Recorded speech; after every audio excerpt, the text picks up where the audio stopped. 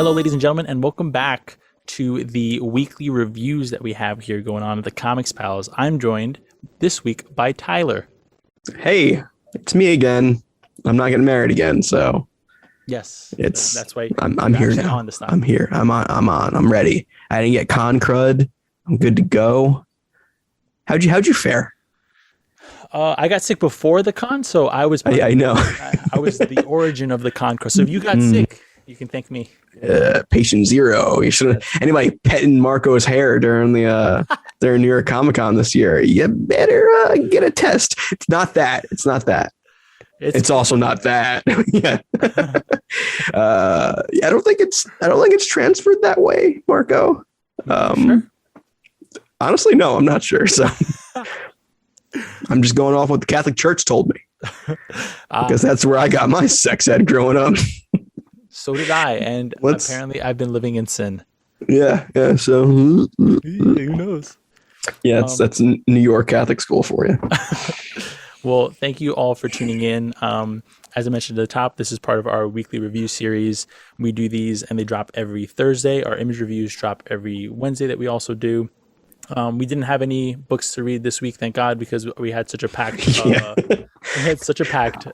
show this weekend with New York Comic Con. And speaking of New York Comic Con, definitely stay tuned for all of the interviews coming out of that. We're up right now. We have Philip Kennedy Johnson, Tony Schiavone. Tony, you got it there. Yeah, Tony Schiavone. Schiavone. I believe it's either. Is it? I've heard Schiavone before. So also Tony Schiavone is fun to say. I'm pretty sure it's his real name, but like it's also a good wrestling name. Like it is. You gotta get the same sounds always work. Yeah, exactly. But definitely go tune into that. I think by the time this comes out, we should have Scott Snyder up, and I'm saying that because I'm going to be doing the editing on that one tonight for that. So definitely stay tuned. It was a huge interview with Greg Capullo as well. We were super excited to be able to talk to him. Again, a big thank you to all the Comixology people who helped us organize that so we can actually get a chance at bat with him. And stay tuned. At bat. Because they're the Batman team. That's right. You're a pro with this now. You know what you're doing. You don't even got to think about it. You'd think after 5 years I'd figured it out, you know? I would fucking hope so.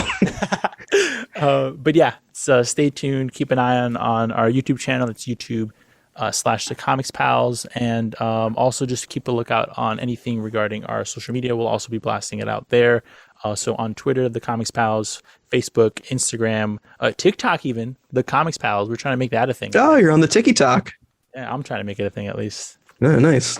You doing TikTok dances on there? No, we're just reposting audio. Okay, all right. What the platform's for. Okay. I mean, you're right. But there's a lot of other weird stuff on there, so I'm saying there's a lot of weird stuff there. Don't look at my generated For You page. That is. I won't talk about it here. What do you think of Matt's For You page is like? Well, I mean, if mine literally consists of right now, it's a lot of berries and cream videos. No, specifically girls spitting at the camera. I'm like, what did I like for that to happen? And then it's really gross body part stuff. There's like people with like no ligaments and their arms just flailing their arms around. It's very, I don't know, man. I did something wrong. I messed up an algorithm somewhere. But you know, maybe I gotta stop liking these things. No, keep it, because then it's gonna keep catering it away from those things. Yeah, maybe. I need some Comics Pal stuff on there to kind of be a palate cleanser, you know? You do. And if you want more Comics Pal stuff, definitely tune into our podcast every single Monday. We talk about the industry, we talk about news, we talk about all the biggest books. And no e-girls spitting on you on the Comics Pals Monday shows now. No e-girls. You gotta wait till Thursday for that. Gotta wait till Thursday, or you support us enough so that we get the OnlyFans going. I know people have been. I think it's Patreon. I think people use Patreon for that. What patch? I'm unfamiliar. Okay, I think you're. We'll talk about platforms later, but. And yeah, definitely send us in any questions that you have. We didn't get a chance to answer questions for last week on this week's show. It was just jam-packed. So we are doing a larger question portion within this week's episode. So definitely tune in, send us an email at thecomicsfiles@gmail.com, or shoot us a message, wherever it makes sense, Instagram, Twitter, and the Discord. Join the Discord. Lots of fun conversations happening. I'm not on the show on Saturday, but I want you to read a question or a comment from TikTok. Let's get some TikTok engagement going on there. We should. We've done it maybe once, but we need to get, before we get TikTok engagement, we need to put out TikTok content. Oh, that's true. That's true. And speaking of content, I want to start off these reviews. So we have a few books. A Dark Horse book, No One Left to Fight.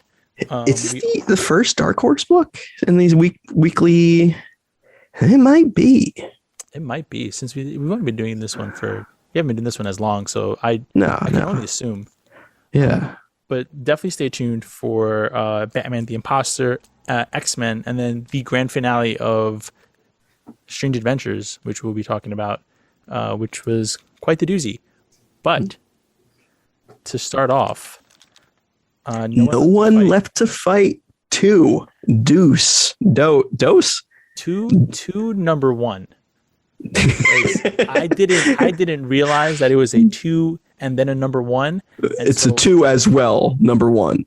Yeah, it's a thing. I recommended this because it is pretty. Okay. I was good. That was my first question. Literally, Tyler asked to read this. Why? So I actually asked to read this because I did read the first volume of this, and it's really and I can maybe fill in some gaps for you that might make sense. Please.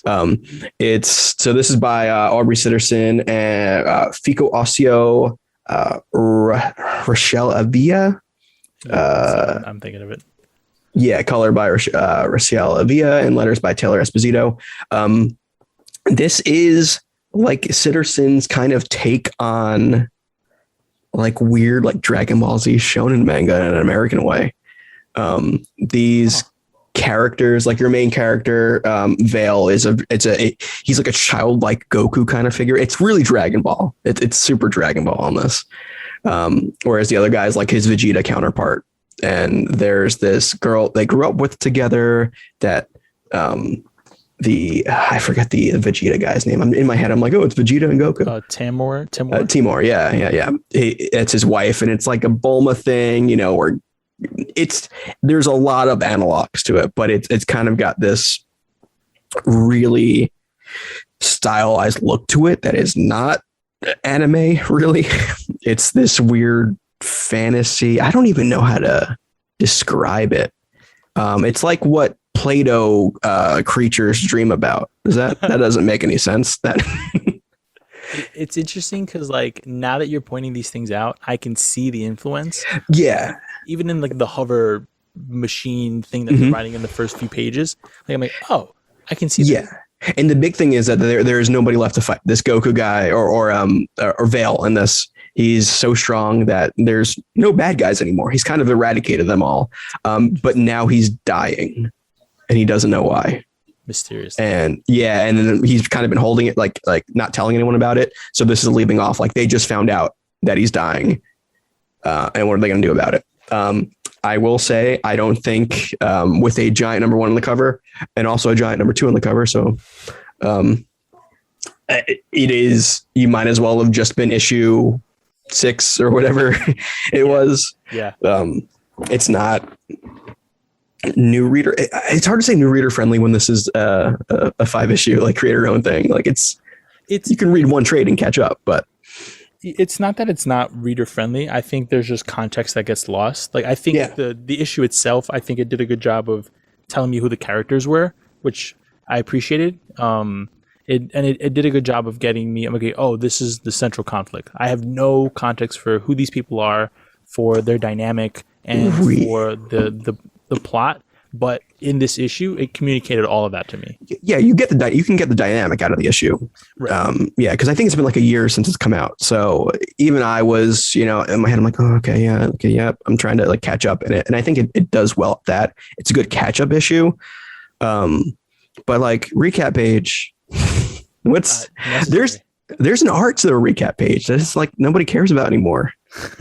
I love a good recap page.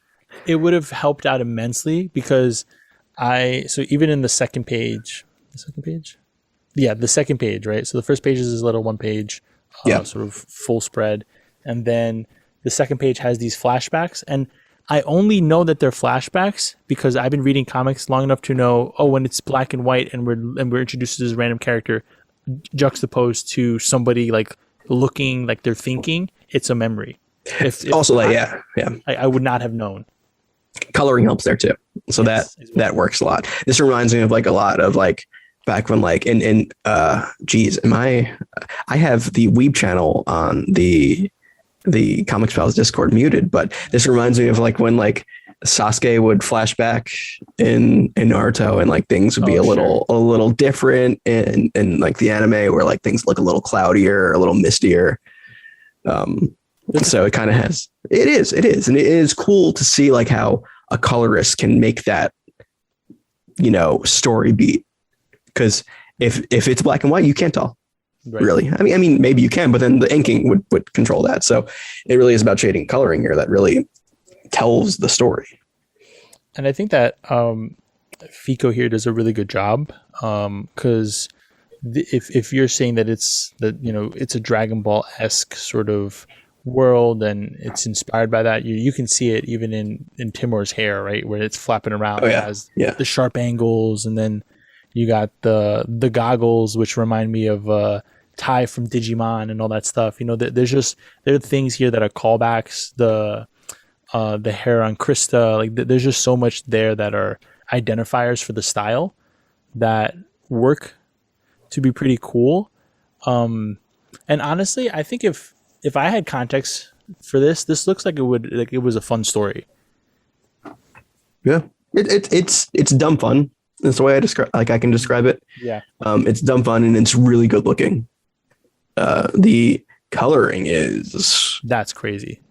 Yeah, it is. I don't even know if I could pinpoint it. I mean, there's a lot of cool colors in it, and by cool I mean tone, not like I think it's cool looking, but like there's a lot of blues, a lot of purples, pinks. Contrast. There's a lot of contrast. This is like if you took bisexual lighting, the comic book, is essentially what this is. The emphasis, I think, on like, so you get this one slug looking dude, Oshkmal Schlur. Yeah, good luck with that one. It's a fictional character, so I feel free to butcher it. But like even in the designs, right? He's green and he's wearing his shell is all purple or some variation of like this redder hue. Yeah. When it looks like Tor, I think, or Tay rather, the girl that I'm presuming to be their daughter. Her hair is blue, but when she powers up, it's all pink. Because again, you're using those contrasting colors to be able to really have them pop against one another. Yeah, it reminds me of like me being in like the 5th grade Googling Super Saiyan 10 Goku or something. Seeing some fan art like, yo, this is the coolest shit ever. But this is fun. I like something simple but effective here, and I think this book's pretty effective at it. Yeah, very much so. I think if I had the context here, this would be just like a fun, you're just kind of going through it romp. Yeah, it's a good romp.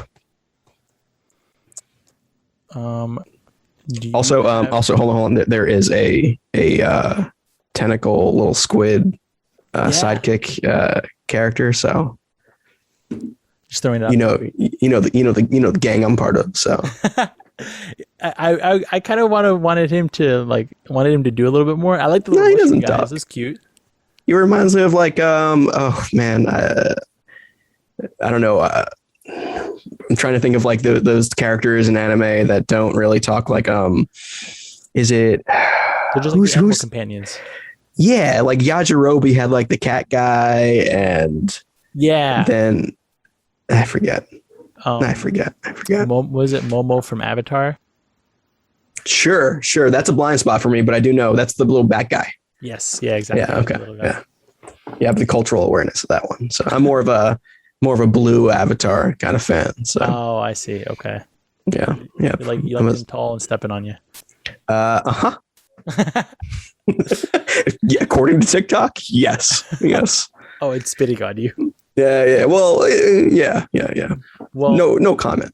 speaking of Tyler's dreams, let's move into the next book with X-Men #4 by Okay. Jerry Duggan and Ooh, Javier X-Men. Pina, who is joining the book for the first time, and we get to experience the X-Men in effectively the dream world because they get visited by Nightmare, which I thought was a pretty fun concept. I love Nightmare, man. I was gonna ask. I've never seen this character before. I was gonna ask if this is somebody who like comes Dude, over. Nightmare is great. He's I would say a Doctor Strange villain primarily. I've seen him in a lot of other stuff.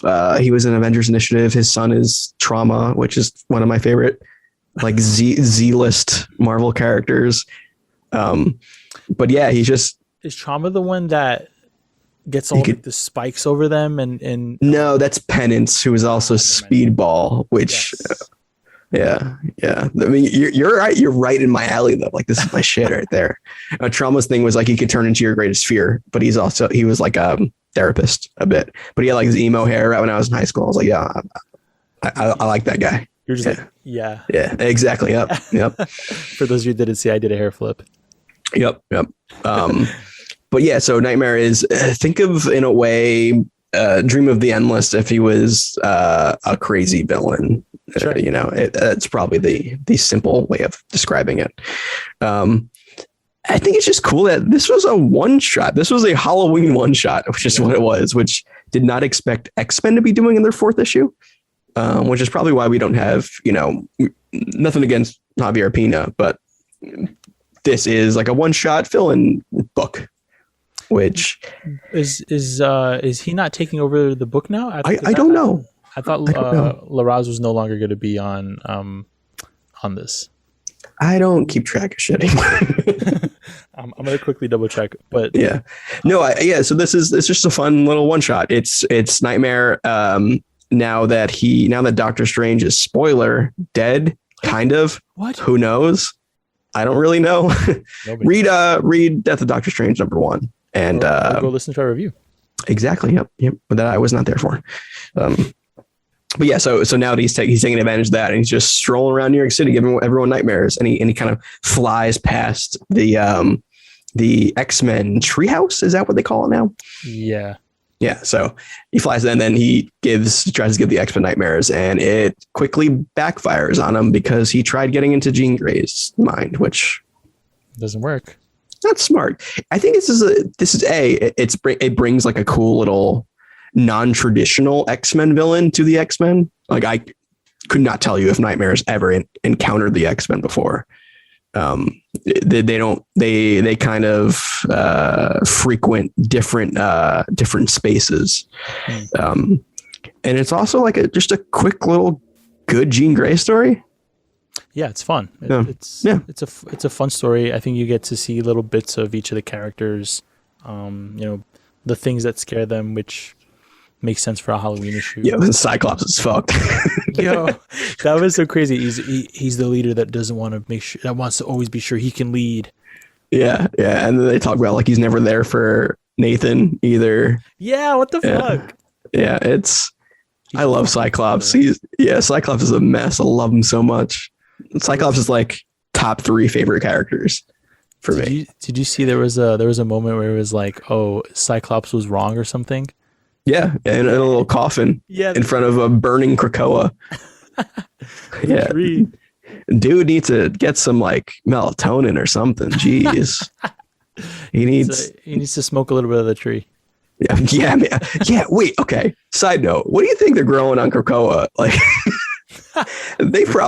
Black Tom Cassidy's probably got like a little operation going on the side, doesn't he? But it's like more powerful than anything else that's been planted because they can like genetically grow iterations of it over the course of 5 minutes. But like, I guess they wouldn't need to be under the radar either because like they want for nothing there. Yeah, exactly. So like whatever. Yeah, it's gonna be boring eventually. Sorry, I feel like Nightcrawler right now. I'm just like why are we here? And you got the mushroom cap head. He's just fucking people up.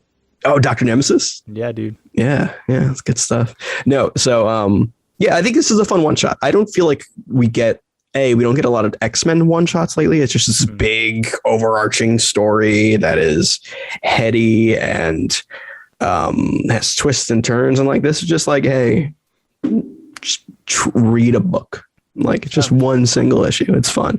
Halloween themed, really good cover with Headless Horseman Cyclops. I was really into that. It's nice to see a book actually come out that's Halloween themed on time, where they can actually, there's no scheduling issues that make it awkwardly come out, in May or something. So I don't know. I thought this was fun. I don't think it was great, but it was fun. Yeah, I think everything here was effective. One of the things that we've all, I think, mentioned in the past is that we don't always get to really stick with individual characters. I think here at the very least, we got a little bit of time with Jean Grey, if not kind of bouncing around between her, Cyclops, and X-23 for a little bit. Wolverine. Sorry, Wolverine. Come on. Wolverine. My bad. I don't read comics. So. But I think even though we only get glimpses of that, I think because we had a bit more focus on Jean, we don't necessarily see any, like, there's nothing like from a character perspective that's really being done. I think we get to see just like her in a good moment and kind of beating the bad guy, which is fun. And I feel like Jean's a character where I think we need that. Like, she's been back for honestly not that long in terms of calendar years, and like we never really got to slow down with her. Yeah. I think we had like the giant size X-Men issue with her, but even then that was her and Emma. It's nice to have just a moment to see Jean do Jean things. And I think also her doing her like Jean things, it's a good way to have her, because I feel like whenever we've read some of the other books, she's kind of been like on the back burner of some of the fights. So to put her first here made a lot of sense. Yeah, no, I agree. And it also, like, they also did that thing with Wolverine where they can kind of, even though this is a one shot, they're still kind of pushing this whole story with her in Sync. Sync, yeah. Yes, that's right. Like that she still has fear over, there's like one line in it. Let me see if I can find the line where she's really become Wolverine now because she doesn't remember her past. There's like oh yeah, moment. And so she's paralyzed at war with herself and missing her past. She truly is Wolverine. I'm like, oh, that's good shit. Yeah, that's good shit. I like how in the context of it, it's also that she's afraid of knowing, because I thought that was an interesting wrinkle, that she's afraid of knowing like how she felt. The line there is, yet she does not dare ask. She doesn't want to love him. And I thought that was really interesting, because you'd think, and I'm not as familiar with her character, but you'd think that kind of connection would be something that mutants or people would want to crave or clamber after. But it was interesting that for her, it's like, no, she's afraid of that kind of openness. Oh yeah, that's a pretty constant with the character, and so much that, like, I don't think she's ever love interest in a story before. She's a very guarded character. That's only within probably the past couple of years, especially with Gabby coming about. That's kind of dropped her facade a bit, which is great because there's character growth in superhero comics, which is hard to come by sometimes. So I feel like she's one of the really good characters lately. That's been showing that. So yeah, man. I mean, this book was fun. It was good. It was a quick. I felt like it was a quick read, but I got like a lot out of it. Nice and spooky. A little spoopy. A little spoopy. What did you think? So I did double check it. So Pepe Larraz is no longer on this book, seemingly. Next issue is also Pina. But how did you think he did in terms of carrying on the art style? I mean, it's hard to follow Pepe Larraz. Let's be honest. It's, dude's, one of like the top tier of Marvel right now. But like it's in that same vein. I didn't really realize until a couple pages in. I'm like, oh, this isn't Larraz, is it? This looks a little different. Well, it's not in a bad thing. I mean that in the sense that like it's kind of keeping the theme and the tone going, and it's not really like reading a one shot in the middle of a story and then the art completely changes style. It's a little jarring. I think this kind of continues the feel, and it works for this book. I liked it. Yeah, and I think there were good moments in it with like effective panel use. Sure. One of the pages that I'm thinking of is when Nightmare, he's terrorizing Jean, he's terrorizing Cyclops, and then he starts to do so with Wolverine, and then all of a sudden you see the hand like come out from off panel, and she's so this is page, what is this? This looks like it's page 12 on the book. Okay. And from off panel, Jean is pulling at him in the middle of his monologue, and then you get into like the next scene. I think it all flowed very, very well. Oh yeah, that is pretty good. Yep. It all communicated everything super clearly, and I think that's something that Pepe Larraz is super effective of. He does it much more stylishly, but I think that in terms of the way that you communicate storytelling and beats, this was done really well. Yeah, I like the page where Jean's really big. Yeah, dude. Super cool. And under that, in the following panel, who do you think would love to be in this is a Sean book, and yes. I'm kind of bummed he's not here for this one. You're right. And this is maybe he purposely missed this one because he's like, yeah, I can't talk about this without revealing too much. Can't be too horny on me. See, Sean, when you make excuses to, I need to go bond and spend time with my girlfriend or whatever. Okay. Yeah. Marco's made those excuses. He knows. So yeah, no, this is good. It's cool. Give me more Jean stuff. You know what? I would give me a Jean like mini or something. I really like Jean as a character. I want to see like more of like what the fuck she's up to. How's she handling all this? You've been dead for decades. Like, how does she deal with this? Especially since we have Phoenix stuff coming up in the Marvel universe next week. With what? Phoenix song Echo. So Echo is the new wielder of the Phoenix Force. It's a thing. Yeah, it's a thing. It's pretty interesting. Phoenix is apparently Thor's mom too. It's yeah. Avengers is dealing with the Phoenix now. It's not an X-Men thing apparently. Oh, interesting. Okay, well, good to know. Yeah. The last piece here before we hop off this one is the page from Dr. Stasis, and somebody named Fei Long, who is an astronaut making their way to the planet once formerly called Mars, the planet formerly known as Mars, now Araco. And what's that about? That's the so I think it was issue 1. That's that like scientist or whatever who was like, yeah, it's essentially evil Jeff Bezos, or actually that's redundant. It's if Jeff Bezos decided, I'm going to be the first person to Mars, we're going to colonize Mars, and then the mutants did it for him and then just took Mars. So this dude's pissed. So like now he's trying to get his revenge on. And I think they've been kind of building this story in like the back matter of X-Men going up to it. So this is probably our big bad for the series. Okay. Yeah. Remember when they did that X-Men mech suit sort of thing in X-Men 1? Oh, okay. Yes. Yeah. That's to fight. He sent out that thing to fight them. So gotcha. Okay. I was trying to remember who this person was. Yeah. I don't really know what he's doing in terms of like this ruby quartz, because that's what Cyclops' beams are out of. Maybe he's trying to adapt himself to withstand each of the mutants in a way, but I don't know. That's what I thought, was that he was trying to like somehow transform his DNA to be mutant-like.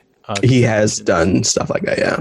Because he mentions, cosmic ray harnessing in focus test 1, and then he gets blasted by the ruby quartz and whatever energy's getting out of there. So I thought that was kind of interesting. Yeah, like when even the characters know that the term cosmic rays can mean anything. So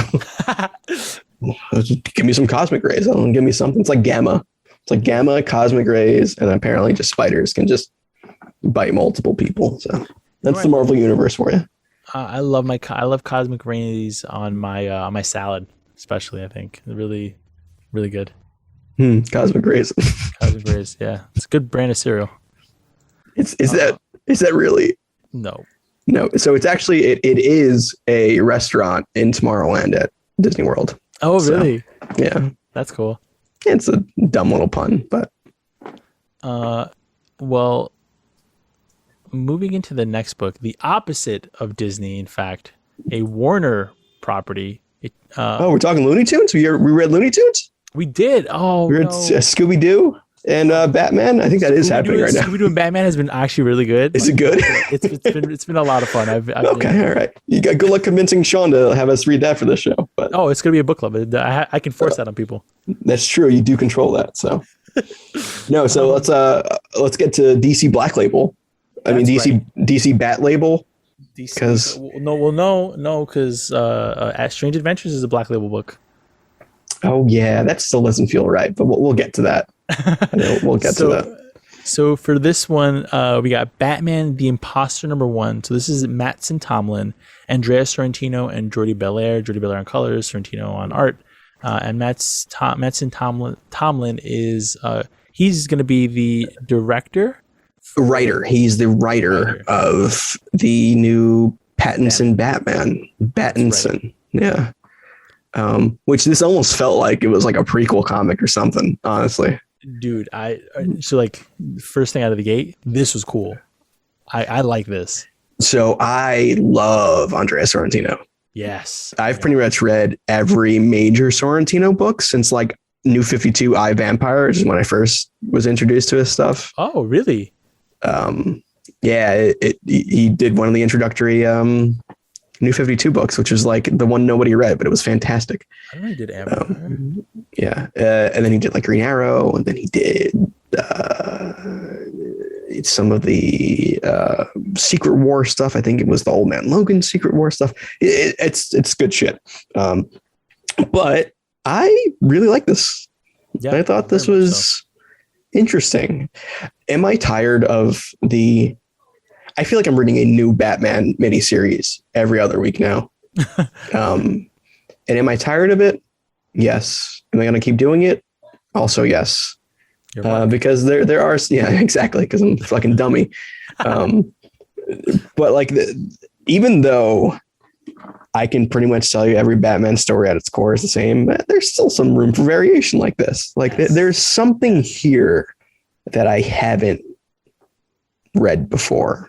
And I'm not sure what it is, because if I try to like get to every little part of this, I'm like, no, I've read that. You know, this is like, it's the more grounded version of Batman. It's like his year 2, maybe. It's exactly the pitch of the new Batman movie that I felt like I've heard. Even the characters in it, I'm like, oh, Penguin's in this? Oh, I wonder if he's in the new Batman movie. But it is I hate the term gritty. The only time I want to hear the word gritty is when talking about, Philadelphia sports mascots. But it is a little dirtier. I think it's very grounded. It's like it is grounded. Yeah. Floor superhero stories. Yeah. Like Batman, like it doesn't even have a grappling hook in this, because that doesn't make sense. Yeah. Yeah. But he has zip lines, which I feel like nobody's going to notice just a giant zip line going between two buildings. Like, what's that? Why is that there? Yeah. Yeah. I don't know. Laundry. Like it's probably, a wire connecting the power converters for something. But also, yeah, I guess, I mean, we both live near a major metropolitan area. I wouldn't question it. Like, I don't look up. So yeah, exactly. Yeah, no. So this is interesting, and I think Sorrentino's art is a like a showcase in this. Yes. There's some really stuff. He really knows how to work with panel layout and panel design, and it feels like every page is a splash page, even though it's paneled. Like, does that make sense? Like, yes, I can have this on my wall. Yeah. It's like, it was like, ooh, I can make every panel here a bat, like, which sounds stupid, but it's very well done in this. And it brings a real mood to this that is kind of eerie a bit. This version of Batman is hard to read. Yes. And I think that's a good thing, though. I think that characterization makes the character interesting, because he's not going on about, oh, my mission is, or, oh, I need to stop this ex baddie. It's like, okay, this version of of Batman is very much in turmoil, and I think I can feel that. And just to comment on the Sorrentino art, my first note was literally art immediately caught my eye. Like Yeah. the way that the book just grabs your attention from the get go. Literally, the first page is pretty much just a text. The words crash with one of our characters, Leslie, in it. I heard this page. Like, Yeah, dude. Yeah, it was so good. And it brought you into it. And the moment I started reading it, I finished it. I was like, holy shit! I read an entire comic without like looking at my phone or looking away for a second. yeah, it's paced pretty damn well too. Yep. Like I don't know if I keep forgetting the writer's name. Apologies. Mattson Tomlin has written comics before, but I think like as a first issue, I mean, you get a little more real estate being Black Label. Mm-hmm. Yes. In terms of page count, so maybe that helps. But there is a nicely paced story here, and I think one of the parts of the story that actually helps it is the fact that there is no supervillain yet. Yeah. It very much. So. And I guess that helps it become grounded too. It's just that it's Batman. The villain is the idea of Batman. Right. His concept still. They're still grappling with the fact that he exists. They're grappling with the fact that he's doing something that's affecting the world in which the citizens of Gotham, and in this case, the police force, live in. Yeah. Until it seems like he crosses the line, and then that becomes the tension. It doesn't need a baddie to be able to build tension and to be able to build a conflict. Yeah, and I think the conflicts in this are kind of real world conflicts. It's the relationship between the police and Batman and how the police respond to it, but also how the rich and wealthy can kind of fund the police, or like, are they overly powerful? Is Batman targeting them for that? And there's also the idea of like Batman is like, I think Leslie even says, you just beat up poor people. Like, like I've been saying that for years. Thank you, Leslie. This dude is just mentally, she clocks him at one point. She's like, which she like diagnoses him. I gave him a laundry list of diagnoses: acute anxiety, obsessive compulsive disorder, possibly on the spectrum, PTSD.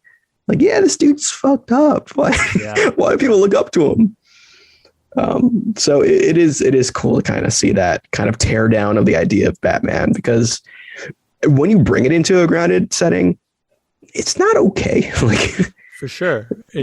It becomes exactly that, what Leslie sort of lays down. And I think that was a good way to introduce the character, like, because, it makes the immediate statement, this is who we're dealing with, and this is how you should feel about the rest of the book and their actions. And I think it also helps to build a profile, not just for Leslie or for the reader, but I think for Detective Wong, right? Because we have that information, and we can see how she's picking apart things that make sense, that don't make sense. She's building a profile in herself, and we can see her working through that, and how close it gets to the literal diagnoses that Leslie provides, and how that relates to the crimes that are going on, the potential for an imposter, how it relates back to even the wealthy of Gotham, and all of that ties together so cleanly, I thought. And Georgia Blair crushes top tier. Yeah, top tier, elite, great stuff. She is. I mean, she's also like one of like the biggest names, I guess, in coloring. Yep.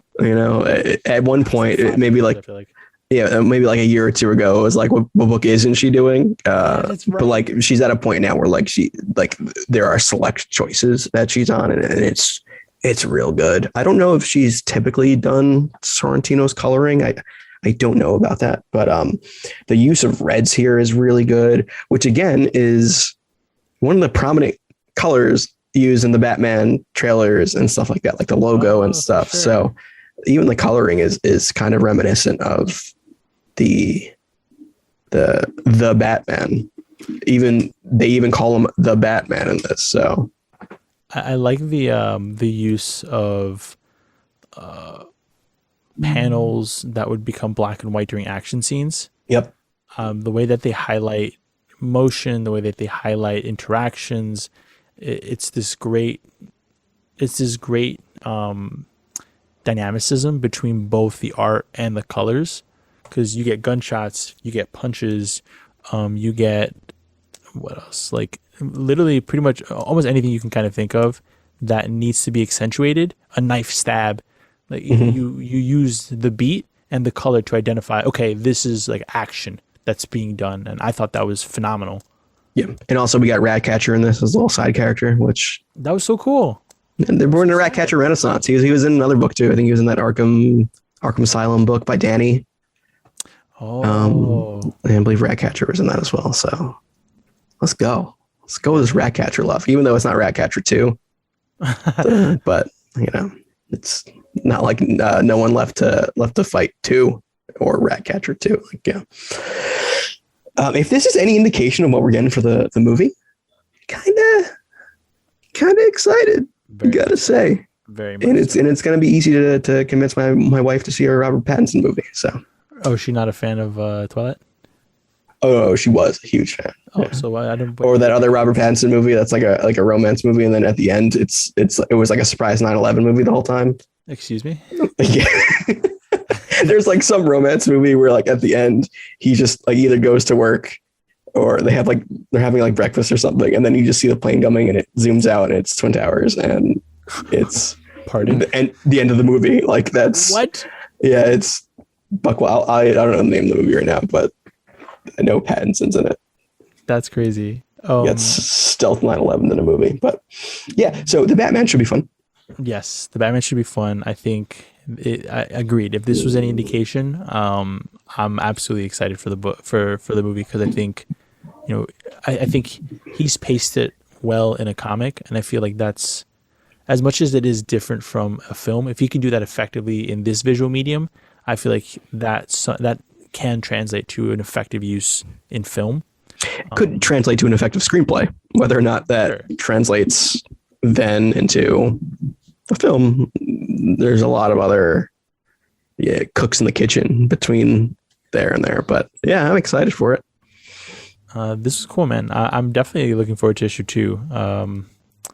We forgot to do our should we pick this up or should we trade weight? What are you feeling on this one? This one, to pick it up. Yeah, I would say pick it up. Also, did you realize that there is a Batman Long Halloween special coming out? Yes, in the back matter, you saw that? Yeah, what? Dude, Long Halloween's my favorite Batman story of all time. So, okay, I had this, I guess, discussion. That's too soft. I had this argument with Kale about... a discussion with Kale? No, there's no such thing as a discussion with Kale. You don't discuss with Kale. You battle him with his points. Yeah. But, dude, what's up with fucking Batman's head in that promo image? What's up with Tim Sale's art? Okay, that's Tim Sale art. No, I have such this recollection of Tim Sale being so much cleaner than whatever this like. Maybe in like Spider-Man Blue and stuff like that, or it's Spider-Man Blue, is it? Yeah. But I remember Long Halloween being like this. It's really, yeah. Have you read it?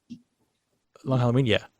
It's so good. It's so good. I mean, he's also gotten older, so he doesn't really do many books nowadays. So it could be that. But this is like I look at this and I'm like, oh, this is Tim Sale. He's done a lot of covers, variants and stuff lately. Like that's where I remember seeing it. So this is also a cover, so it could look different in smaller panels and stuff. But dude, I did not know this was happening. This is awesome. Yeah, for sure. Very much looking forward to it, and very much looking forward to issue 2 of this. I did want to just call it that I very much appreciated that it was a double-sized issue. I'm assuming because it's a Black Label book and this is the precedent that the rest of these will likely be 48-page books, and if so, I'm not complaining. Yeah, do we know how many issues like this would say? Or do books ever tell us that anymore? I don't think they tell us that anymore on the cover. And just book 1. That's how they described it. Oh yeah, if this is like a book 1 thing, it's probably 3 or 5. If I had to guess. Okay, no, that's good stuff. So you want to end it with a Tom King book? Yo, can we? Because I'm very much excited about this final issue. I'm I'm excited to talk about it. So let's dive into Strange Adventures number 12, the finale. We've been waiting every other month for this book for the past year, and it's finally here. Tom King, Mitch Gerads, Evan Doc Schainer. What did you think, Tyler? I think, how do I put this? I'm trying to think of like where this ranks on like my Tom King DC That's fair. kind of thing.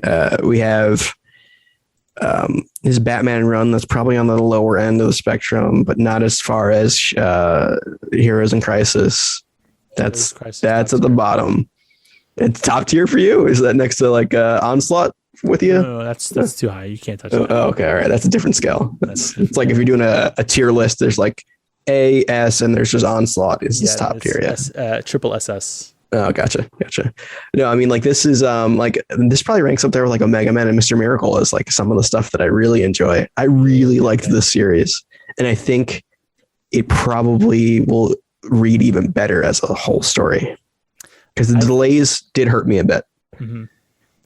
I think I agree with that last point that it'll read better in a collected edition. I have mixed feelings about this end, particularly because of where and how it picks up. It picks up post. So last issue, spoiler. Yes, big spoiler. Big spoiler. Adam Strange is killed in the last issue after an argument with. I didn't think he was killed though. That's the thing. Like in that issue, I read it over again. Right in the issue, it's left meant to be ambiguous, but coming into this issue, it's confirmed. Yeah, right away. So like it was a bit jarring for me. I had to go back. I'm like, wait, what? Did I miss something? And that's what I didn't like about it was that it just cut right into okay, where's Aaliyah, and then it cut into the world is saved, and now I have to leave Aaliyah, who we spent this whole run on trying to save or figure out or locate, understand the truth of, and I was a little frustrated. I think that's fair. I think there was a lot to kind of clean up in one issue.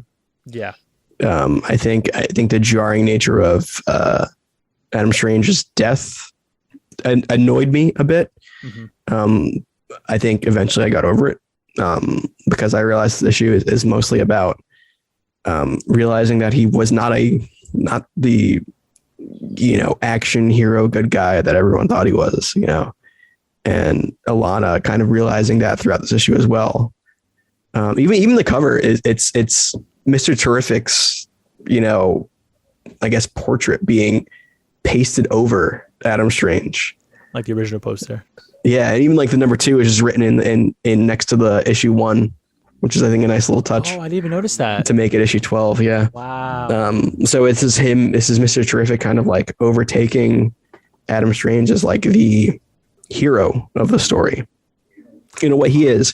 But I thought I know he kind of found where the picks were by the end of last issue and had a plan, but I think they were this huge alien force that was unbeatable to the point where Adam Strange had to make that deal with them to even save, Ran and stuff like that. And then Alana and Mr. Terrific finish it in 2 pages. Yep, exactly. I was a little annoyed. I think the pacing was a little too fast. I did really enjoy the character work though. Agreed on the character work. And yes, very much the pacing was, I think, the biggest issue I had with it, where we just totally overlook any kind of and valid, right? I hear your point on Adam Strange not being the hero here, but we miss this whole post her killing her husband, right? Like, yes, she in the last issue found out that he was lying and found out that that Aaliyah was alive. All this culminated, right? Her killing him, but then she's just like, okay, cool, I'm back to business. And maybe that's her character. I think that was established. Yeah. And I think we get that bit where she's holding him. I think that's our end to Adam Strange's story there. That's how those were his final moments, not being a total shithead, but like being with the people he loved. Because at the end of the day, that's really what mattered to him. Yeah. He put everything ahead of the people he loves. which is, I guess, heroic in a sense, but it's just weird gray area that Tom King loves. Even if it means a bit of war crime goes in there, but Well, who doesn't like a little war crime? Yeah, I mean, you can have a little war crime as a treat. That's Tom King to any of his protagonists. I mean, I think that aside, to your point, the character work here done was pretty good. My other criticism is Alana just dropping Aaliyah, being like, okay, I can't be a mother to my daughter who I literally killed my husband over, and I've been with her 20 minutes. You take her. You need her more. Yeah, but I also think she realizes that she's not a good person either. And like her daughter needs a hero, and she's not it, and it also gives Mr. Terrific, that thing that he's missing, which like his whole thing is like he lost his daughter and wife, so they need each other. Sure, you don't want it, but sometimes you don't get what you want. You know what I mean? And which it's like they both fill a void in each other. And there's I think that's a really good beat where Aaliyah meets Mr. Terrific, and she's like, I like this guy. It's a nice man. Yeah. And I think that's what they're trying to tell here. Like who really is the good person of the story. And I think it's Mr. Terrific, fair play guy. Yeah. But also question though. No, that's fair. Yeah. I don't think it's whether or not he was a good guy was the question. It's just, was Adam Strange a good guy? And he was the foil to that, really.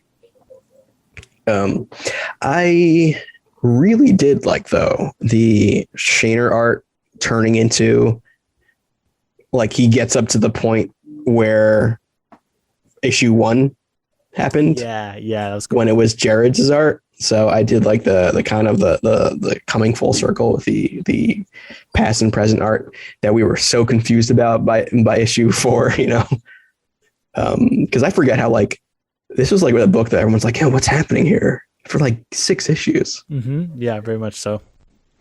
So we're still trying to figure out, the war crime shit. So yeah, you're figuring out like what's the point of these 2 artists? What's going on here? Yeah. It's like which artist is going to show us the war crime?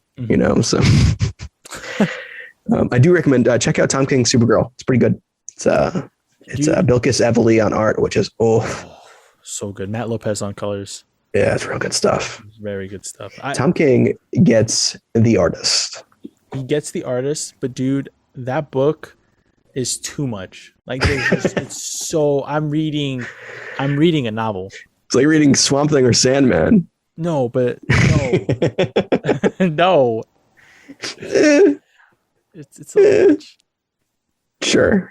I think it's a we're not talking about Supergirl, but I think that's a fun, storytelling device in that story. I mean, at least I'm not reading anything else like it, so can't really hate it or love it. Fair enough. It's pretty. But yeah, I think just in line with your comment on the art, this book is always a visual showcase. Mr. Rad's always doing the best stuff, as is Doc Schainer. There's that one page where they're on Ron, and it's Schainer on art, and they're just kissing as there's like the falling star, page 17. Awesome stuff. Like, that's gonna be like a print at a con. 100%. Yeah. Did you ever check out Doc Schainer's Johnny Quest? No, but I've seen it. It's pretty stuff. Schainer is one of my favorites, and so is Jared's, and it's cool to see how their art is very different from each other. Yeah. Jared's is much more down to earth, dirtier, grimier. Mm-hmm.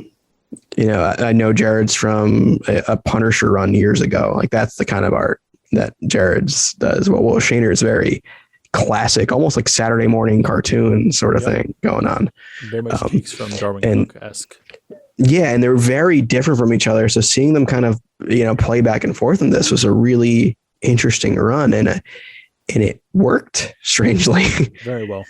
So it's kind of see that part definitely landed for me at least. So Yeah, I think for this one, it wraps up a story that we've all, I think, been very excited about. There were some highs, there were some lows. I think in the middle, like the beginning, maybe I want to say from issues 4 to 7. I know on the pals when we were doing them on the main show, a lot of contention, but yeah, I think a lot paid off, and for me, it stuck the landing. I think there were ways to have done it a bit cleaner, and potentially, maybe one more issue. yeah, maybe one more issue, just Yeah, like to really just make sure you had the time to tie up your loose ends, but or make this longer. Like give me oh, yeah, 30. double sized. Yeah, Yeah, give us a Batman Imposter size issue. So yeah. I think that would have made this the cherry on top. I will say, great performance by Olivia Munn. Can't wait to see what she's in next. She really held it Super down. excited for that. Yeah, exactly. Congrats on the baby, She had with John Mulaney. yeah, Or that's she ended up having a kid. yeah. That's not problematic. I mean, hey, I ain't gonna judge someone's life. I mean, hey, congrats to John Mulaney. I guess. I guess just come back to just give me more Attack of the Show, Olivia. If you're not busy, I know Attack of the Show is coming back, G4 is coming back. Let's do some of that. But Get that rolling. no, yeah, check this out. It's I would pick it or pull it, doesn't matter. This is the final issue. If you're not pulling it already, what are you doing? Yeah. But for the trade, I would say pick this up to trade. Yep. This will be a fun trade. I think it's definitely a fun weekly book because it was so like obtuse early on. Mm-hmm. So not having that baggage and that kind of thing to fight against while reading it and just being able to read it as a full story, I'm kind of excited to do that. So Yeah, this is well worth. I think if you've been following the story and been following us, I think it's worth the reread. I'm definitely going to do that. Yep. And I have been for something that we've been working on for the pals. So ideally, that's going to come out soon. But yeah, this is definitely worth it in terms of just catching the things that maybe you didn't at the beginning and being like, that's how they played out. Yeah. And Tom King's Human Target coming out soon too. So with Greg Smallwood, ooh, dude, that's with JLI in it too. so good. Tom King can be controversial.